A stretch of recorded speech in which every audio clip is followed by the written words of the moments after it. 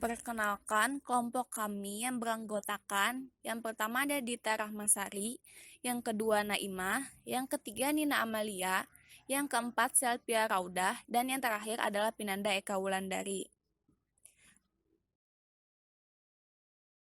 Baiklah, langsung saja. Perkenalkan, nama saya Naimah. Saya akan menjelaskan mengenai analisis pasar luar negeri. Analisis pasar luar negeri merupakan salah satu kegiatan yang sangat penting dilakukan oleh perusahaan bisnis yang ingin berkecimpung dalam kegiatan bisnis internasional. Adapun analisis pasar ini terdiri dari beberapa kegiatan, di antaranya yaitu yang pertama ada penyaringan pasar, di mana metode analisis dan penilaian pasar yang memungkinkan manajemen untuk mengidentifikasikan sejumlah kecil pasar yang diinginkan dengan mengeliminasi pasar-pasar yang dianggap kurang menarik. Yang kedua, riset pasar, kegiatan yang dilakukan untuk menentukan potensi kebutuhan pasar. Dan terakhir, pemindaian lingkungan. Perusahaan memindai dunia untuk mengamati perubahan kekuatan-kekuatan lingkungan yang akan mempengaruhi eksistensi perusahaan tersebut.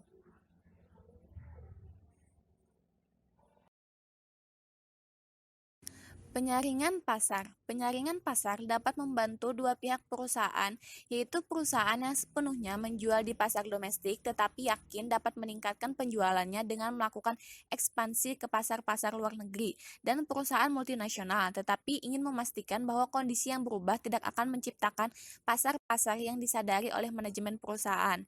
Dalam penyaringan pasar dilakukan jenis-jenis, yaitu ada penyaringan negara, yaitu penggunaan negara sebagai dasar untuk seleksi pasar, dan penyaringan segmen, yaitu penggunaan segmen pasar sebagai dasar untuk seleksi pasar. Adapun kegiatan penyaringan pasar, yaitu yang pertama ada proses penyaringan pertama. Dalam proses penyaringan pertama dilakukan nilai potensi kebutuhan dasar, di mana jika tidak ada kebutuhan maka tidak ada satupun pengorbanan usaha dan uang yang secara wajar akan memungkinkan perusahaan itu untuk memasarkan barang dan jasanya. Lalu yang kedua, proses penyaringan kedua. Adapun hal-hal yang dilakukan dalam proses penyaringan kedua itu ada bidang keuangan seperti tingkat inflasi, nilai tukar, suku bunga, dan lain-lain. Indikator pasar. Faktor pasar yang cenderung memiliki korelasi yang tinggi untuk suatu produk tertentu. Yang keempat, analisis tren teknis statistik atau rata-rata aritmatik. Yang kelima, analisis kelompok dan teknik-teknik lainnya. Dan terakhir, pemutakhiran berkala.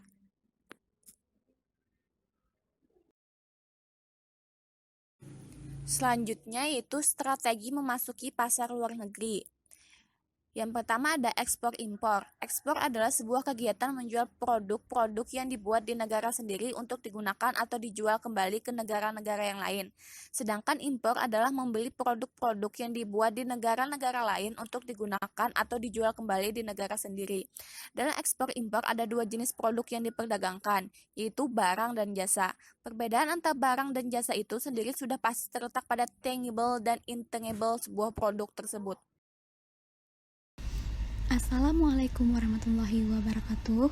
Perkenalkan, nama saya Pinanda Eka Wulandari. Di sini saya akan melanjutkan penjelasan dari Naimah. Di sini ada investasi internasional. Investasi internasional adalah modal yang dipasok oleh penduduk suatu negara ke penduduk negara lainnya. Ada dua macam kategori dari investasi internasional, yaitu yang pertama, foreign direct investment atau penanaman modal asing langsung. Investasi yang dilakukan ini untuk tujuan secara aktif mengendalikan kekayaan, aset, atau perusahaan-perusahaan yang terdapat di negara-negara tujuan. Yang kedua adalah portfolio investment atau investasi portofolio. Investasi portofolio ini seperti pembelian aset-aset keuangan asing seperti saham, obligasi, sertifikat deposito untuk tujuan di luar pengendalian. Bentuk lain perdagangan internasional. Yang pertama ada lisensi. Lisensi adalah kesepakatan kontrak di mana suatu perusahaan di suatu negara memberikan lisensi penggunaan hak kekayaan intelektualnya seperti hak paten, hak merek dagang, nama merek, hak cipta atau rahasia dagang kepada suatu perusahaan di negara kedua dengan mendapatkan pembayaran royalti. Contohnya seperti Coca-Cola dan Aqua. Yang kedua adalah franchise atau waralaba. Waralaba adalah suatu bentuk khusus lisensi terjadi apabila suatu perusahaan di suatu negara memberikan wewenang kepada suatu perusahaan di negara kedua untuk menggunakan sistem pengoperasiannya dan juga nama merek, dagang, logo dengan mendapatkan pembayaran royalti seperti McDonald, Pizza Hut, Burger King. Yang ketiga ada kontrak manajemen. Kontrak manajemen adalah kesepakatan di mana suatu perusahaan di suatu negara setuju untuk mengoperasikan fasilitas atau memberikan jasa manajemen lainnya kepada perusahaan di negara lain dengan mendapatkan imbalan yang telah disepakati. Yang keempat ada Concrete Project, yaitu perjanjian kontrak di mana suatu perusahaan menyetujui untuk mengerjakan desain keseluruhan, mengerjakan konstruksi, dan membangun fasilitas yang kemudian diserahkan kepada pembeli jika sudah siap untuk dioperasikan. Yang kelima adalah patungan atau joint venture, perjanjian antara dua atau lebih perusahaan untuk bekerja sama dan membangun kepemilikan bersama yang terpisah dari perusahaan induknya. Lisensi internasional. Lisensi adalah pemberian beberapa hak kepada perusahaan asing yang meliputi pemberian hak untuk memproses hak paten, program, merek, hak cipta, atau keahlian. Ada 4 keuntungan ketika perusahaan melakukan lisensi. Yang pertama, pemberi lisensi menerima tambahan keuntungan dibanding hanya terpaku pada suatu proses atau metode di dalam negeri. Yang kedua, pemberi lisensi mengalami peningkatan penjualan atas pergantian suku cadang di luar negeri. Yang ketiga, dapat memperluas siklus hidup produk perusahaan. Dan yang terakhir, penerima lisensi akan mendapat hak memproses dan teknologi sehingga mengurangi biaya riset dan pengembangan.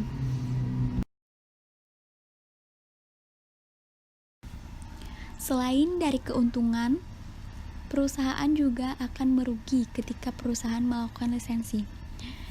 Ada 4 kerugian ketika perusahaan melakukan lisensi. Yang pertama, penerima lisensi dapat menjadi pesaing dagang. Yang kedua, banyak terdapat barang palsu. Yang ketiga, penjual barang atas merek tidak terkontrol dengan baik. Yang terakhir ada mutu produk yang dihasilkan penerima lisensi buruk. Kenalkan, nama saya Dita Ramasari dengan NIM 1810313320040. Di sini saya akan melanjutkan pembahasan dari teman saya, yaitu tentang waralaba internasional. Waralaba internasional adalah cara yang strategis untuk mengurangi ketergantungan pada permintaan domestik dan tumbuh baru, yaitu pusat pendapatan dan laba masa depan di seluruh dunia.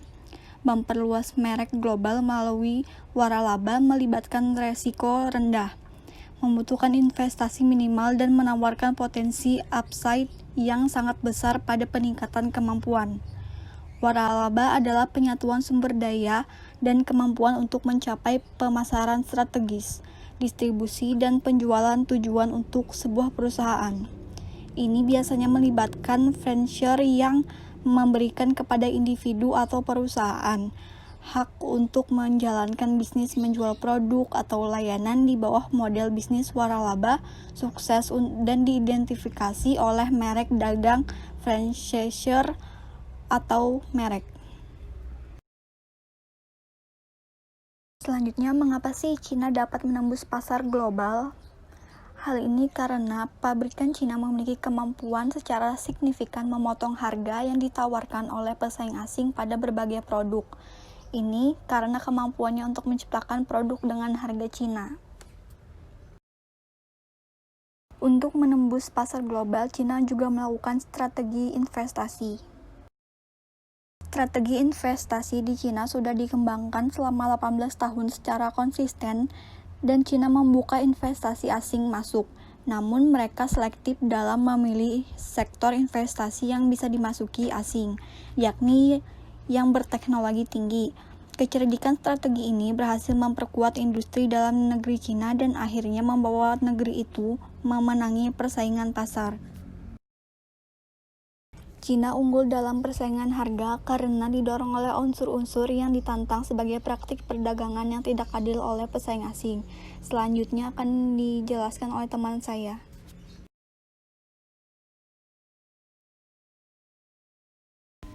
Nama saya Selvia Raudah, NIM 18103131-2005. Saya akan melanjutkan penjelasan dari Dita Rahmasari.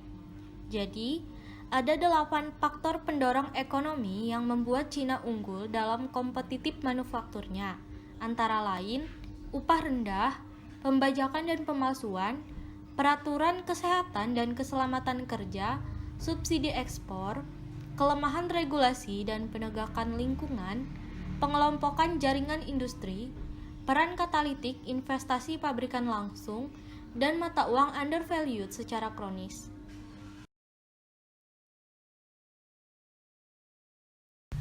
Faktor yang pertama yaitu upah rendah. Upah pekerja di Cina saat ini adalah 0,57 dolar per jam. Walaupun angka ini bukan yang terendah di dunia, namun produktivitas pekerja Cina jauh lebih tinggi daripada banyak negara dengan upah rendah lainnya.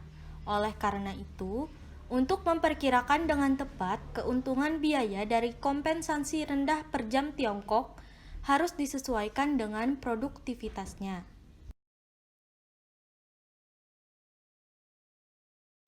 Yang kedua, pembajakan dan pemalsuan. Organisasi Pabean Dunia memperkirakan bahwa pemalsuan menyumbang 5 hingga 7% dari perdagangan barang dagangan global dan mewakili jumlah yang setara dalam penjualan yang hilang setiap tahunnya, yaitu sekitar 500 miliar US dollar.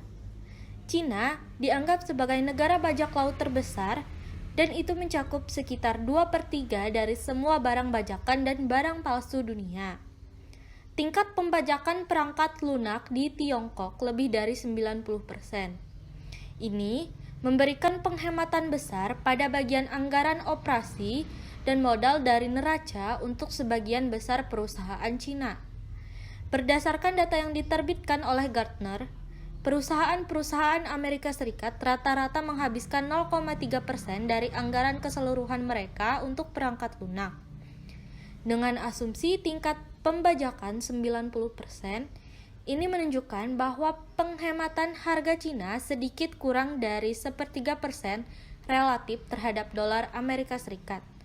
Selain itu, para pemalsu Cina tidak perlu mengeluarkan biaya penelitian dan pengembangan yang signifikan atau biaya iklan dan pemasaran yang substansial untuk mempromosikan merek mereka. Faktor yang ketiga yaitu peraturan kesehatan dan keselamatan pekerja yang minimal. Tidak ada sistem hukum yang berfungsi dengan baik untuk melindungi pekerja dan memastikan kompensasi yang adil bagi mereka yang terluka, sehingga kewajiban hukum perusahaan manufaktur Cina sangat terbatas. Menurut Administrasi Negara Keselamatan Kerja, tahun lalu, secara nasional sebanyak 140.000 orang meninggal dalam kecelakaan terkait pekerjaan, sementara ratusan ribu lainnya terluka. Sebuah studi bersama yang dilakukan oleh Mark Crane dan Joseph Johnson digunakan sebagai tolak ukur perbandingan Amerika Serikat. Ini memperkirakan biaya kepatuhan kesehatan dan keselamatan di Amerika Serikat menjadi 1,6% dari pendapatan kotor. Di bawah asumsi konservatif bahwa Cina menghabiskan 1/3 dari apa yang dikeluarkan Amerika Serikat. Ini menunjukkan bahwa kontribusi standar kesehatan dan keselamatan yang lemah terhadap harga Cina mungkin agak sederhana, sekitar 1 sen dari dolar manufaktur. Faktor yang keempat yaitu kelemahan regulasi dan penegakan lingkungan. Regulasi lingkungan Tiongkok yang lemah dan lemahnya penegakan hukum memberikan berbagai keuntungan biaya bagi sektor industrinya. Perusahaan menghemat uang dengan tidak membeli peralatan pelindung untuk pekerja. Banyak yang tidak perlu berinvestasi dalam teknologi pengendalian polusi sementara yang menghemat uang dengan tidak berinvestasi di dalamnya. Dengan demikian, biaya pembuangan limbah mereka sangat berkurang. Perkenalkan, nama saya Nina Amalia. Saya melanjutkan presentasi dari teman saya. Yang kelima adalah subsidi ekspor. Subsidi manufaktur oleh pemerintah Cina melampaui batas yang mungkin dianggap batas normal, bahkan termasuk pembelian bahan baku.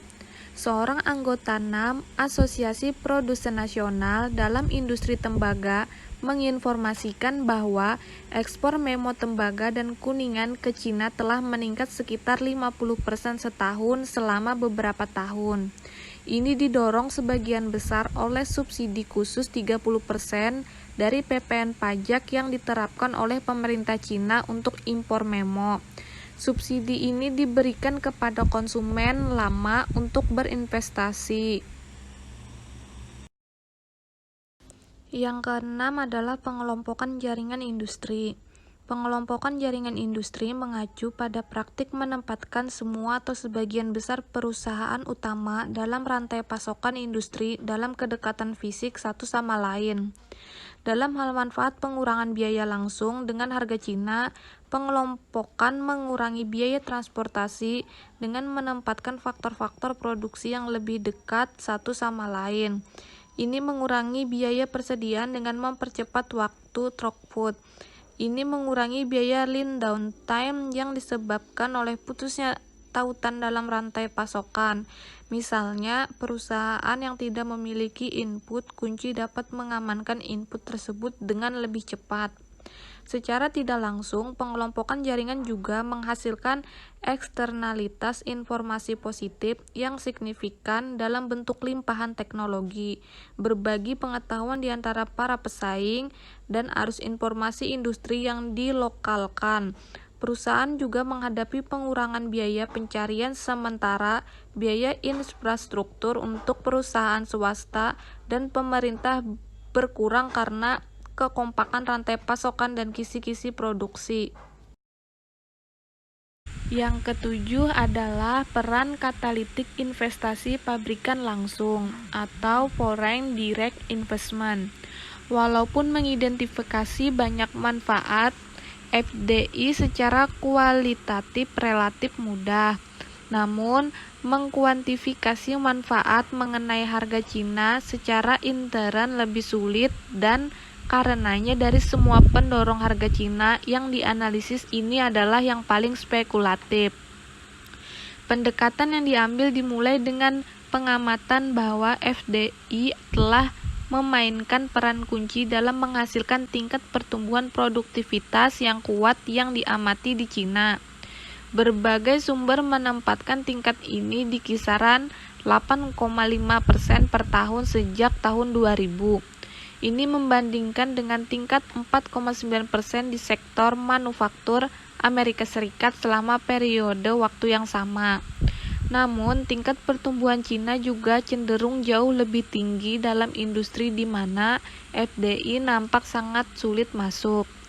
Di bawah asumsi konservatif bahwa tingkat pertumbuhan produktivitas faktor total sebanding dengan laju pertumbuhan produktivitas tenaga kerja di Cina, orang dapat mendalilkan keuntungan tahunan besi dalam produktivitas faktor total 3,6% relatif terhadap produsen Amerika Serikat.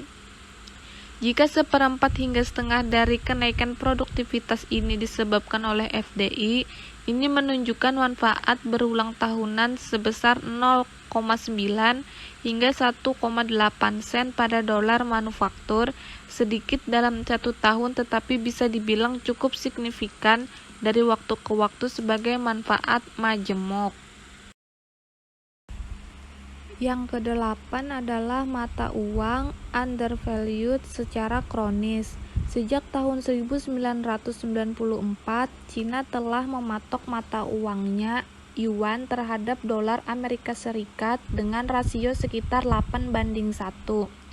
Di bawah tekanan dari Amerika Serikat dan komunitas internasional, Cina mengadopsi rezim floating terkendali atau managed float. pada tahun 2005 berdasarkan pada nilai pasar mata uang. Namun, untuk semua tujuan praktis, patokan dolar tetap utuh dan yuan masih menurut sebagian besar perkiraan sangat undervalued.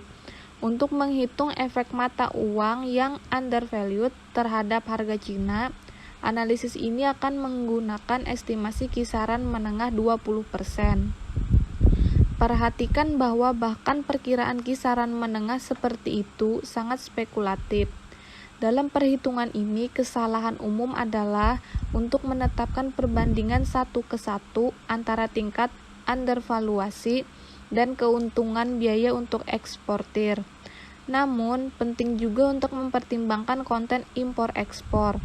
Setiap manfaat dari penjualan ekspor dengan mata uang yang undervalued akan setidaknya diimbangi sebagian oleh kebutuhan untuk membeli dari orang asing bahan baku, komponen elektronik, dan input impor lainnya yang digunakan dalam proses manufaktur dengan mata uang yang sama lemahnya. Konten impor sebagian besar barang-barang manufaktur Cina diperkirakan cukup tinggi, yang secara substansial menghilangkan efek mata uang. Lawrence Lau 2003 dan William Overholt 2003 menyarankan bahwa konten ini berada di kisaran 75% berdasarkan estimasi ini dan asumsi mata uang undervaluasi 20%. Kontribusi mata uang undervalued terhadap harga Cina adalah 5 sen pada dolar manufaktur di pasar global yang sangat kompetitif.